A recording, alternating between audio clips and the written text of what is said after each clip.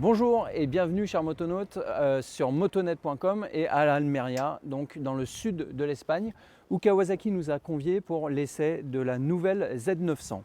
Alors la Z900, qu'est-ce que c'est exactement? C'est la remplaçante de la Z800. Au niveau esthétique d'ailleurs, on le remarque facilement grâce au feu optique avant qui a été retravaillé, modernisé, mais on retrouve bien la face expressive de la Z800. À l'arrière, on retrouve une partie très ciselée avec un feu à l'arrière en fait qui est à LED et qui affiche un Z distinctif, comme sur la 6,5 en fait, la nouvelle 6,5. Et au milieu, une selle qui est très basse, elle a baissé d'environ 4 cm par rapport à la Z800, ce qui offre une accessibilité au sol bien meilleure. Au niveau du confort, on ne se le cache pas, hein, c'est toujours assez dur, mais ça a de bons côtés, on le verra ensuite. Alors on a parlé du feu arrière qui était de la Z6,5. Au niveau instrumentation, Kawasaki est allé pêcher également l'instrumentation de la 6,5, ça permet des économies et c'est pas un mauvais choix puisque l'instrumentation de la Z6,5 était à la fois compacte, lisible avec un bon contraste en affichage négatif, blanc sur fond noir. Donc plutôt un bon point. Le seul bémol, c'est au niveau des commandes qui ne sont pas au guidon mais directement sur le tableau de bord. Au niveau mécanique, la Z900 a pas mal évolué, elle se base sur la Z1000, mais dans la gamme, elle vient se situer entre la Z6,5 et la Z1000 qui est toujours au catalogue. Alors par rapport à la Z800, il y a une augmentation de cylindrée de 140 cm3. En termes de puissance, ça correspond à une hausse de 12 chevaux. Et au niveau du poids, il y a une économie de 19 kg, si bien que en fait, la moto a considérablement évolué dans le sens dynamique.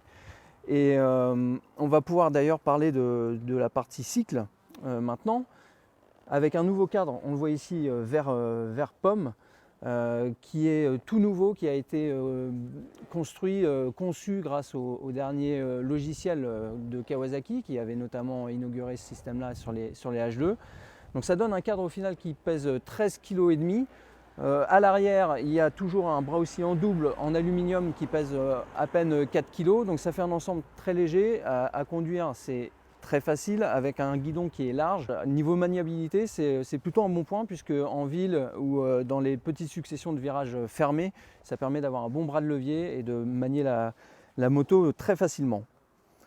En termes d'électronique, cette fois, il faut souligner que Kawasaki a choisi en fait, de fournir le minimum syndical, le minimum légal, on va dire, puisque la Z900 reçoit l'ABS de série, comme c'est de rigueur à partir de 2017 sur l'ensemble des motos.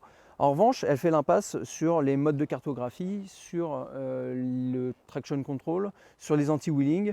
Tout ça, ce sont des assistances qui n'apparaissent pas sur la Z900.